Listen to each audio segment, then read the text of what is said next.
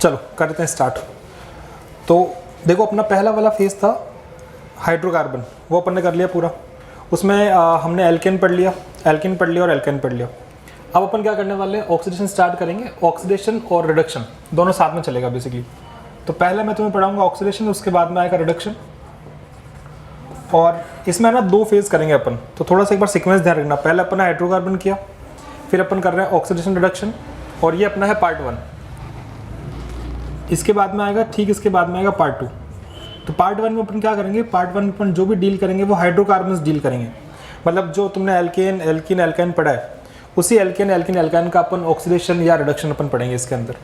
फिर जैसे ये पार्ट पूरा हो जाएगा, फिर अपन अगले पार्ट में आ जाएंगे जिसमें जो भी तुम्हारे फंक्शनल ग्रुप होते हैं, जैसे एसिड हो गया, एस्टर हो गया, अल्कोहल हो गया, तो उनका अपन क्या है, उसका कैसे किसका ऑक्सीडेशन होता है, कैसे किसका रिडक्शन होता है, वो अपन वहाँ पे करेंगे।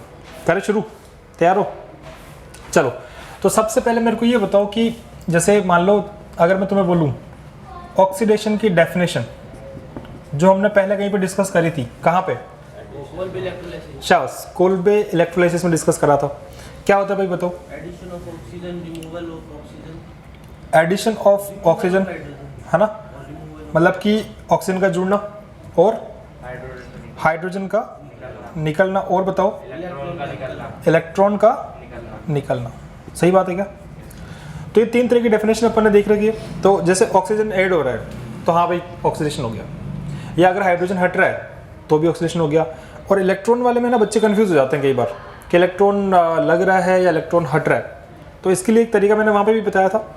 जैसे तुम्हें एक चीज़ याद रही थी कि अगर Zn है मान लो, और वो Zn+2 में जाता है तो क्या होता है, ऑक्सीडेशन या रिडक्शन? ये तुम्हें याद होता है, तुम्हें बताया हुआ होता है फिजिकल केमिस्ट्री में कि 0 से अगर मान लो +1 में जा रहे हो, +2 में से ऊपर जा रहे हो तो ऑक्सीडेशन होता है, और नीचे आ रहे हो तो रिडक्शन। ये अपने को आइडिया है। तो अपन ये समझ जाते हैं कि Zn 0 से Zn+2 में गया तो वो ऑक्सीडेशन हुआ। इसका मतलब उसने इलेक्ट्रॉन दिए या लिए? इलेक्ट्रॉन दिए भाई। 0 से +2 में जा रहा मतलब 2 इलेक्ट्रॉन रिलीज कर रहा है ना, तो 2 इलेक्ट्रॉन रिलीज कर रहा है तो वो क्या हो गया, ऑक्सीडेशन। ठीक, अब देखो 3 तरह की डेफिनेशन है। और तुमने ना हो सकता है कि फिजिकल केमिस्ट्री में एक चैप्टर पढ़ा हो रेडॉक्स क्लास 11th में, जहाँ पे रेडॉक्स में तुम्हें बताते हैं कि भाई तुम्हारे पास कोई इनऑर्गेनिक कंपाउंड होता है, उस इनऑर्गेनिक कंपाउंड की कोई केमिकल रिएक्शन होती है, और उस रिएक्शन में बोलते हैं कि जैसे मान लो कि Zn है, उससे जिंक से जिंक ऑक्साइड बना, है ना, ऐसे बोलते हैं कि zinc plus oxygen equal to zinc oxide. इसको तुम बैलेंस कर लो कि कितने कितने किसके मोल है। अब पूछते हैं कि बताओ जिंक का ऑक्सीडेशन हुआ या रिडक्शन हुआ, है ना, ऑक्सीजन का ऑक्सीडेशन हुआ या रिडक्शन हुआ, तो वो अपन क्या करते हैं, उसके लिए अपन नंबर निकालते हैं। ऑक्सीकरण संख्या निकालते हो तुम लोग, ऑक्सीडेशन नंबर निकालते हो, और नंबर से देख लेते हो कि 0 से +2 ऑक्सीडेशन, -1 से 0 ऑक्सीडेशन, 0 से -1 रिडक्शन, ऐसा कुछ करते हैं।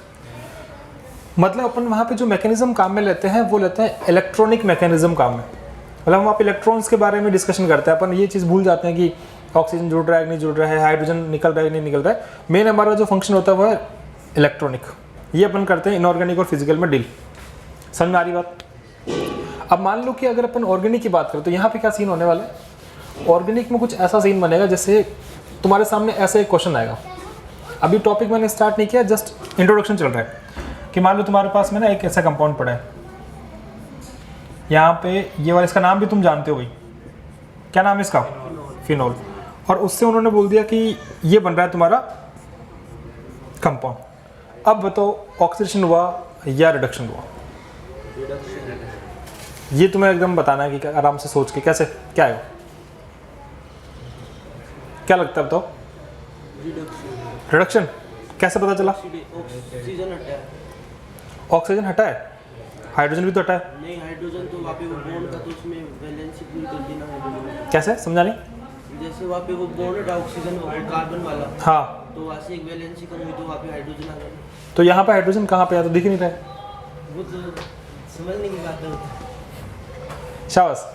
तो यहाँ पे भाई सिंपल सी बात है, माइनस ऑक्सीजन हुआ है। बात समझ में आ रही है?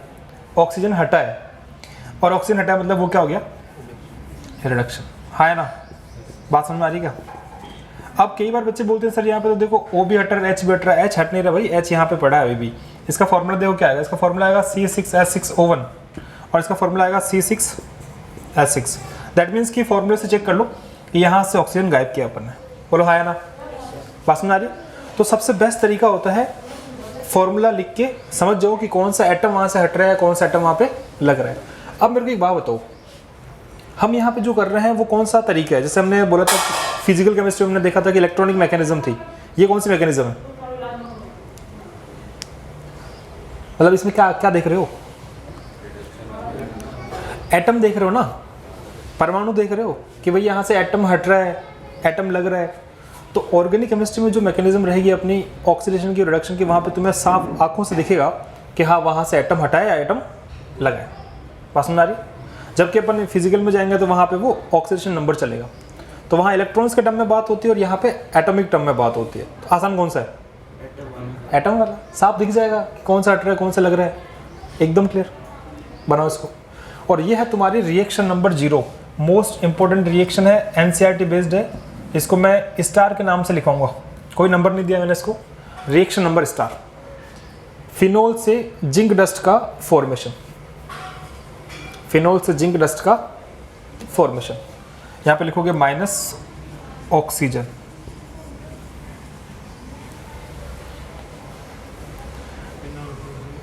फिनोल। मैं बता देता हूँ, पहले एक बार इसको नोट कर लो हल्का सा, फिर मैं बताता हूँ क्या है, पूरा समराइज कर देता हूँ। अभी अपन ने इसको समझा कि भाई ये था और ये बन गया। अब किसकी प्रेजेंस में बना, कैसे बना, वो थोड़ी देर में देखते हैं। नहीं, अभी जिंक कुछ नहीं, अभी तो इतना ही लिखो एक बार। फिनोल, फिनोल से बेंजीन फॉर्मेशन, ठीक है। अच्छा, फिनोल का एक कॉमन नेम और होता है भाई, किसी को पता है क्या? इसको अपन बोलते हैं फिनोल। इसका एक कॉमन नेम होता है जो मोस्ट इंपोर्टेंट है, जो अभी कल परसों ये CLC वाले बच्चे नहीं, उनका टेस्ट सीरीज चल रहा था DTS, उसमें आया था। तो फिनोल का कॉमन नेम एक और जानते हो? ये तो अपना बेंजीन आ गया। फिनोल का कॉमन नेम होता है एक और, कार्बोलिक एसिड। देखो कॉपी के अंदर, कार्बोलिक एसिड। देखो नाम में एसिड है, बट यहाँ कोई COH नहीं है। बात समझ आ रही ना? यहाँ कोई COH नहीं है, कार्बोलिक एसिड। तो ये इसका नाम भी होता है। तो कई बार इस नाम से आता है तो अपने को लगता है कि यार ये क्या नाम आ गया, ये तो कुछ नया आ गया। नया नहीं है, फिनोली, ठीक है। बना लिया, आगे बढ़े। अब देखो मैं पूरी प्रॉपर रिएक्शन तुम्हें लिखवाता हूँ कि एग्जाम में ये किस तरह से पूछी गई है या एनसीईआरटी में किस तरह से दी गई। इसमें क्या सीन है, जैसे इसमें ना तुम्हारे पास एनसीईआरटी में लिखा हुआ है कि भाई एक तो ये कंपाउंड पड़ा है यहाँ पे, और यहाँ पे उन्होंने लिखा है जिंक। अब तुम बताओ क्या होगा? जिंक लिखा है, फिनोल लिखा है, तो उससे जो बनता है वो बन जाएगा क्या? बेंजीन। गैस करो साथ में क्या बनेगा? शाबाश, समझ में आ गया। जैसे भाई जिंक है, ओ को लेके भाग गया, है ना, तो जिंक ऑक्साइड बाहर हो गया। अब मुझे ये बताओ कि इस रिएक्शन में ऑक्सीडेशन हो रहा है या रिडक्शन हो रहा है? बताओ जल्दी बोलो फटाफट। Oxidation, reduction? फिनोल का तो वो बेटा दोनों हो रहे हैं। तुम किसकी बात कर रहे हो ये बताओ? Zn का तो ऑक्सीडेशन हो रहा है। अगर तुम बात करते हो इसकी तो क्या हो रहा है? रिडक्शन। समझ में आ रहा है? और तुम बात करते हो इसकी, ऑक्सीडेशन। खत्म। बात समझ आ रही है?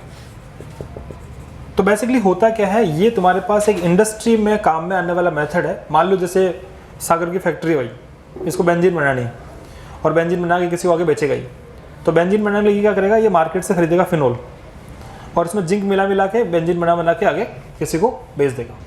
बात समझ आ गई? तो पॉइंट ये है कि फिनोल का जिंक डस्ट, फिनोल का जिंक डस्ट के साथ रिएक्शन, एक बार नोट करो इसको फटाफट।